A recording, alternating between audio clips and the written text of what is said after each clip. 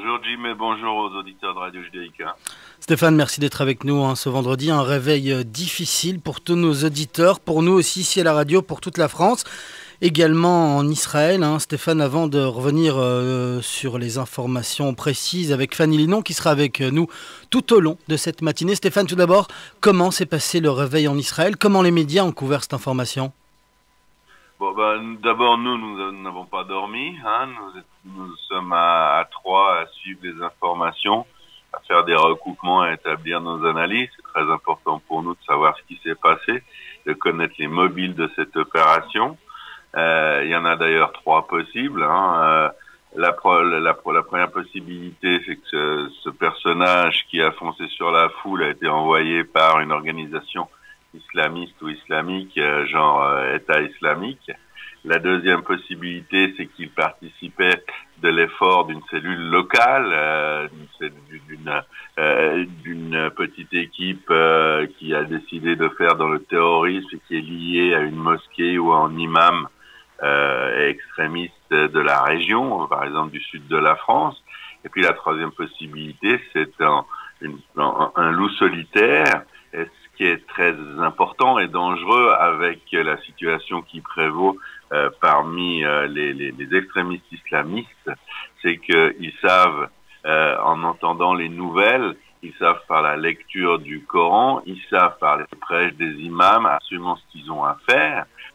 Il y a des publicités, si on peut appeler cela de la sorte, de la part de Daesh, de la part du Hamas, qui explique en fait qu'il faut utiliser n'importe lequel des objets communs, des objets ordinaires qui peuvent vous passer sous la main, comme un bâton, un couteau, des ciseaux, un camion, une voiture, pour perpétrer des meurtres, pour faire avancer le djihadisme, l'islamisation de la planète.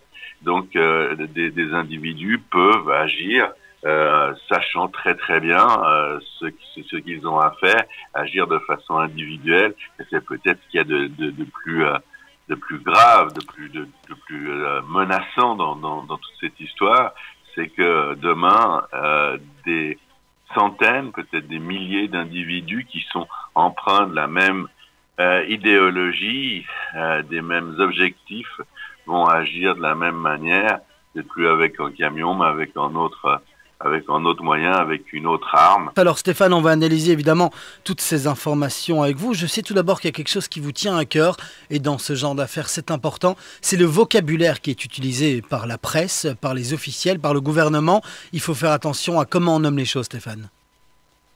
Oui, mal nommer les choses, c'est participer au malheur du monde. C'est Camus qui disait ça, c'est également du slogan de la MENA. Et on s'en rend compte de plus en plus ce matin. L'acte, il a eu lieu. On a vu que c'était vraiment très très facile de tuer 85 personnes. Il n'y a pas besoin de Kalachnikov, il n'y a pas besoin de ceinture explosive. Il suffit de louer un camion et de foncer dans la foule. Ça va donner des idées. Parce que si ça s'était passé en Israël,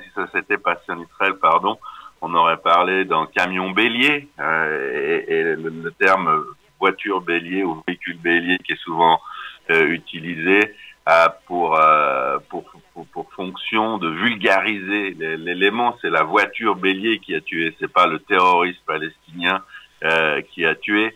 Là, on est dans la même optique, c'est-à-dire que c'est difficile pour les informateurs francophones qui parlent souvent de voiture bélier, c'est quand même très difficile de changer complètement de vocabulaire. Toute la nuit, les médias francophones ont parlé de camions qui fonçaient sur la foule. C'est quand même un crétin, c'est pas le camion qui a foncé sur la foule, c'est le terroriste qui a foncé sur la foule. Et là, on est plus loin dans la nécessité d'utiliser les termes appropriés. Il y a quelqu'un dans le camion. Quand la jeune journaliste vient de parler des détails qu'on connaît pas, notamment l'identification du terroriste, parce qu'il s'agit d'un terroriste, c'est bien un individu armé qui s'est attaqué à des civils.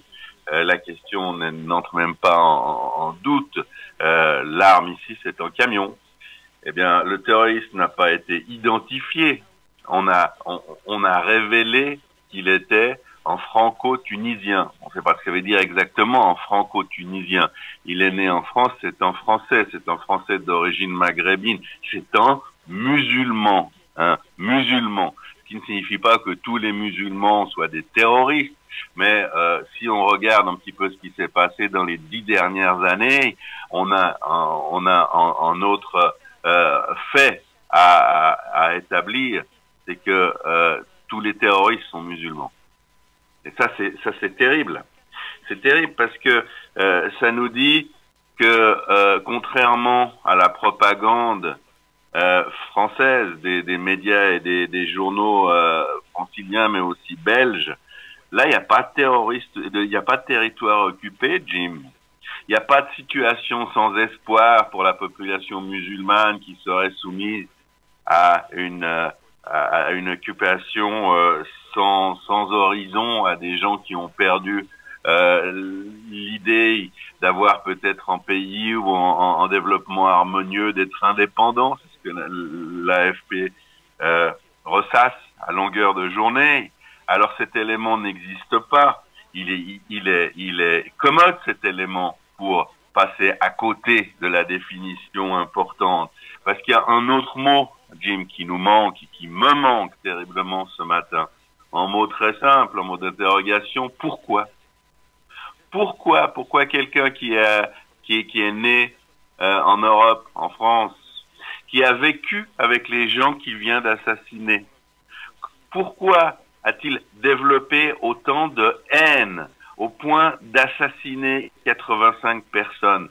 C'est pas un fait futile, c'est pas un fait marginal de se lever, de vouer sa vie, parce qu'il savait qu'il allait pas s'en sortir, de vouer sa vie à la destruction de 85 autres vies, 85 familles, et qui ne sont pas des familles, des individus étrangers, c'est des familles avec lesquelles le meurtrier, l'assaillant, quand il parle des terroristes palestiniens, l'assaillant a travaillé, vécu, partagé, reçu des soins quand c'était dans les hôpitaux.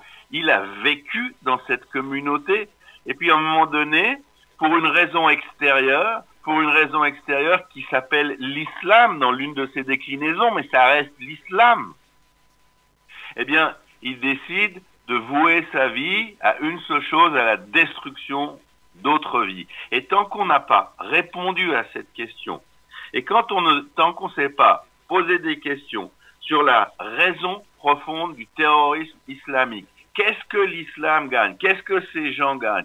Comment se fait-il qu'au moment où nous parlons, avec une énorme tristesse, on la sent dans la voix de tous les journalistes qui interviennent, de tous les responsables politiques qui interviennent, eh bien dans certains quartiers, même à côté de chez vous, à Bruxelles, les gens fêtent cela comme un triomphe. Et même si ce n'est pas des millions de gens qui fêtent cela comme un triomphe, évidemment, le simple fait que des centaines ou des millions de gens peuvent avoir de l'empathie pour l'assassinat qui vient d'être perpétré. Stéphane, on va peut-être pas trop spéculer sur la réaction des gens ici à Bruxelles, à Paris ou ailleurs. L'attentat s'est passé hier soir, on ne sait pas encore. Si vous voulez bien, Stéphane, j'aimerais qu'on revienne aussi également sur le procédé qui a été utilisé hier soir. On parle d'un camion, d'un chauffeur du camion qui a foncé sur la foule. C'est un procédé qui se passe de manière assez régulière en Israël. Est-ce qu'il y a quelque chose à faire au niveau de la prévention? Est-ce que c'est un événement qui aurait pu être évité par les services de sécurité en France?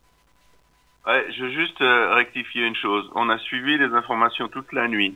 Et il y a des expressions de joie en Europe, en Israël, dans les territoires et dans les pays arabes. Des expressions de joie, des distributions de friandises. Et je ne peux pas faire abstraction de ce questionnement. C'est quelque chose de très profond. Comment on peut ressentir de la joie? Comment on peut sentir que c'est une victoire d'assassiner ces gens? Il ne faut pas l'escamoter. Il ne faut surtout pas isoler ce bonhomme qui a fait le coup, cet assassin, parce que ce n'est pas le premier et qu'il agit sur un mode opératoire, donc pas par hasard. Je reviens à votre dernière question. Non, il n'y a pas eu d'attentat en Israël au camion bélier. C'est le premier. Et ça fait un peu peur. Ça fait un peu peur parce qu'une une voiture écrasante, c'est comme ça qu'on les appelle, parce que ça n'a rien à voir d'un bélier. On l'a dit à cette antenne, un bélier, c'est quelque chose qui ouvre la voie, c'est quelque chose qui défonce une vitrine. Ça vient de l'époque des châteaux forts où on détruisait la porte blindée du château avec un bélier. Ces attaques à la voiture écrasante, elles font régulièrement, je dirais, entre plusieurs blessés et 4 à 6 morts. Et puis là c'est une nouveauté. À ma connaissance, personne n'a encore utilisé de camion bélier. Et ça a, d'après les premiers bilans que nous avons, ça a des conséquences assez extraordinaires. Ça devient une arme de terrorisme. On a une personne au volant qui réussit en quelques secondes à assassiner 85 personnes. Et le bilan n'est pas terminé. Ça, c'est une affaire qui va dépasser malheureusement les 90, les 90 victimes. C'est très très efficace. Il faut que le camion soit suffisamment puissant pour que les corps et les barrages naturels qu'on peut avoir dans une foule, comme les bancs, les lampadaires, etc., n'arrêtent pas le véhicule en route, qu'on conduise de manière suffisamment rapide, et puis qu'on ait la volonté de perdre sa vie pour en prendre d'autres. Et malheureusement, j'ai bien l'impression que face au succès, entre des énormes guillemets, de ce mode opératoire, eh bien, dans le monde entier, parce que bien évidemment, le terrorisme et ce genre d'actes sont liés les uns aux autres, et ce serait une erreur absolue de séparer de ce qui se passe, notamment en Israël, mais pas uniquement. Il y a en Irak, au quotidien, des actes qui tuent des centaines de personnes à la fois. Donc c'est dans cette acception qu'il faut comprendre les choses. Et malheureusement, l'impression, c'est que comme ça a bien fonctionné, entre guillemets, à nouveau, eh bien, on risque fort de retrouver ce genre de mode opératoire, particulièrement lorsque des foules se rencontrent. Là, on était en présence de gens qui regardaient le feu d'artifice du 14 juillet. Eh bien, la prochaine fois, ça peut être en match de football, ça peut être des cortèges, des carnavals, des choses comme ça. Et, justement, Stéphane, vous parlez de oui. grands rassemblements de foule, hein, c'est ça qui a été la cause et qui a sûrement donné l'idée de l'attentat. Stéphane, est-ce qu'on peut en vouloir au gouvernement? Est-ce qu'on peut se dire, est-ce que le gouvernement français aurait dû interdire toutes les célébrations du 14 juillet? C'est quelque chose d'imaginable ou justement, vous pensez qu'on a bien fait en France de continuer à vivre et de se relever suite à l'attentat de novembre dernier et de reprendre le cours des choses normalement, même si le risque zéro n'existe pas? Vous êtes d'accord avec ça? Si on abandonne le 14 juillet, si on ferme les spectacles et si on ferme les terrasses de café, dans quelles conditions on va vivre? C'est une question de qualité de vie. On peut pas s'arrêter de vivre à cause de la menace terroriste. C'est exactement ce qu'ils veulent. Ce qu'ils voulaient, c'est que les Français annulent l'euro. Et l'euro s'est déroulé dans des conditions de surveillance draconienne. On a perdu du plaisir. Ils veulent qu'on perde du plaisir, qu'on vive. Ils veulent nous forcer à vivre dans une situation de guerre. Et cela, on le voit très bien en Israël. C'est-à-dire que si on tient à sa peau, on regarde à côté de qui on est assis dans l'autobus, on évitera certains endroits que l'on sait plus sensibles que d'autres à la menace terroriste. Mais la question évidente, effectivement, c'est qu'il ne faut rien céder. Il faut fortifier, il faut prendre les mesures nécessaires. Les mesures nécessaires, elles se prennent à deux niveaux, Jim. Au niveau des sites des attaques terroristes potentielles, ça signifie multiplier les policiers, mais aussi les unités spéciales d'intervention, mais aussi les unités spéciales de filtrage. On va certainement arriver très très vite, en l'espace de quelques semaines, à une situation où, quand on va aller voir, par exemple, les feux d'artifice du 14 juillet, on va devoir passer une sélection, un filtrage, une fouille parce que on ne peut pas admettre de maintenir le même taux, le même niveau de dangerosité par rapport à des foules. Donc ça va se généraliser. Et puis l'autre problème, c'est un problème de politique extérieure. Est-ce que la France a eu raison de frapper Daesh en Irak et en Syrie? Est-ce que ce personnage qu'on n'identifie pas, et ça c'est une erreur, le franco-tunisien il a un nom, mais le fait de le nommer à ce moment des choses, je vous assure que cette nuit on a eu largement le temps d'identifier ses empreintes digitales, on sait exactement qui il est et d'où il vient, mais au moment de l'émoi, au moment de la rage, peut-être de volonté de vengeance, eh bien le fait de dire que c'est à nouveau Ahmad ou Mohammed qui a fait le coup, ça peut générer des réactions violentes, des réactions de haine parmi la population. C'est pour ça qu'on retarde l'identification. Il n'y a pas d'identification publique du personnage qui a fait le coup. Donc on parlait de l'efficacité. Stéphane, il n'y a toujours pas d'identification officielle, mais selon Le Monde, selon leur site internet, ils annoncent que ce n'est pas vraiment un franco-tunisien, mais un Tunisien qui vivait en France. Voilà, c'est pas encore une information officielle, mais c'est ce qu'annonce Le Monde. Je vous laisse continuer là-dessus. Donc pour vous, c'est tout de même logique qu'on attende. C'est quand même courant dans ce genre d'affaires, hein. Il y a le parquet qui se charge de l'enquête et il faut attendre quand même un certain délai avant d'annoncer officiellement l'identité du terroriste. Non, c'est pas pour moi, non. En Israël, dans l'heure qui suit un attentat terroriste, on annonce le nom de celui ou de ceux qui l'ont perpétré, et c'est en effet dissuasif. C'est-à-dire que les voisins ont peur, les gens du village ont peur, ils savent qu'il va y avoir des interrogatoires, ils savent qu'ils risquent d'être bloqués, ils savent qu'ils vont passer un sale quart d'heure, et puis cela procède également du droit du public de savoir. Savoir qu'il est tunisien, savoir qu'il est français, qu'il est franco-tunisien, ça nous dit pas grand-chose. Le droit du public européen, français, niçois, c'est de savoir qui est cet individu qui a tué sciemment, intentionnellement 87 personnes. Le problème, il est uniquement politique maintenant.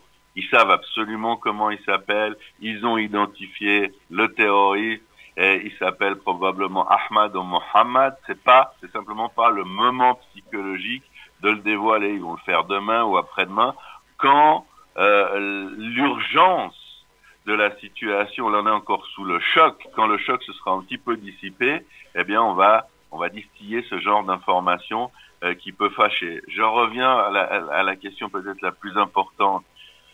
On vient de parler des mesures à prendre au niveau local, des mesures de sécurité, de filtrage, et puis à avoir une juste politique étrangère. On a dit que l'État islamique, que Daesh n'était pas la source unique, ni même principale du terrorisme islamiste. Alors c'est très très commode de dire il n'y a pas de terroriste islamiste, il n'y a pas de problème avec l'islam. L'islam est une religion d'amour et de paix, et de se focaliser sur un groupe, une organisation de terrorisme islamiste, djihadiste, des mots qu'on cesse de prononcer dès qu'on dit Daesh, et puis d'envoyer quelques rafales, bombarder Raqqa depuis un bon moment sans changer rien du tout, ou pratiquement rien à la situation stratégique au sol et dans la région. Hein, et puis voilà, mais on s'aperçoit une chose, c'est qu'on avait à nouveau raison sur cette antenne et dans nos articles, c'est-à-dire qu'en dehors de Daesh, il y a Al-Qaïda, et puis il y a une nébuleuse de centaines, je dis bien de centaines d'organisations djihadistes, que le djihadisme est une forme d'expression excessive de l'islam, mais que cette expression existe au sein de l'islam, et que c'est elle, et non Daesh, qui menace la paix en Europe, dans l'Occident, dans les sociétés non islamisées, dans les sociétés où les gens vivent dans une liberté relative qui incommode les gens qui ont cette croyance. Et il faut s'occuper de cela, parce que la réaction elle doit venir. Dans le sens où si dans le Conseil sécuritaire qui est en train de se réunir en France, on décidait par exemple d'accentuer les bombardements sur Raqqa en Syrie, et puis que c'est une autre mouvance, c'est un autre mouvement qui est à l'origine de l'attentat de Nice, on n'aura rien fait. On va favoriser l'expression, on va favoriser d'autres attentats de la part de ces organisations qu'on n'attaquerait pas. Il faut les attaquer là où elles se trouvent. Il faut d'abord nommer le problème, il faut nommer les organisations qui perpètrent les attentats, et il faut les contrer. C'est ces trois conditions dans l'ordre que je viens de citer. Et si on le fait pas, elles continuent à se développer, et on aura un camion ou un train ou une grue terroriste dans 3 jours, 1 semaine ou 4 mois.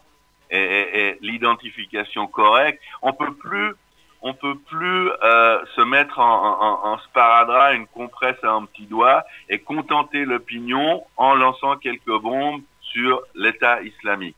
Ça ne sert à rien.